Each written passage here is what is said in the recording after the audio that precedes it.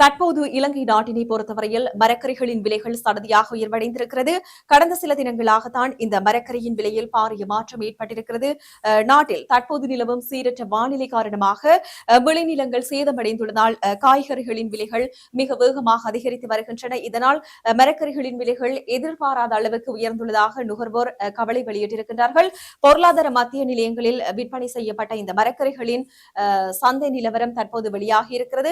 அதன்படி தம்புளி மற்றும் கேப்பட்டிப்பளவில் 450 ரூபாய் விற்பனை செய்யப்பட்ட தக்காளி 1 கிலோகிராம் நுவரலியாவில் 750 ரூபாவுக்கு விற்பனை செய்யப்பட்டிருக்கிறது. அத்துடன் கரிமிளகாய் 1 கிலோகிராம் நுவரலியாவிலும் கேப்பட்டிப்பளவிலும் 600 ரூபாய் முதல் 700 ரூபாய் வரை விற்பனை செய்யப்பட்டு வருவதாக சொல்லப்பட்டிருக்கிறது. தம்புளையில் 500 ரூபாய் முதல் 600 ரூபாய்க்கு தக்காளி பழம் விற்பனை செய்யப்படுவதாக குறிப்பிட்டிருக்கின்றார்கள்.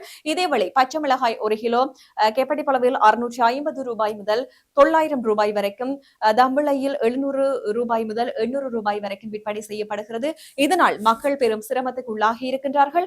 அதேவேளை நாளாந்தம் கூலி வேலை செய்பவர்கள் மற்றும் குறைந்த வருமானம் பெறும் குடும்பங்கள் இதனால் அதிக பாதிப்படைந்திருப்பதாக சொல்லப்பட்டிருக்கிறது.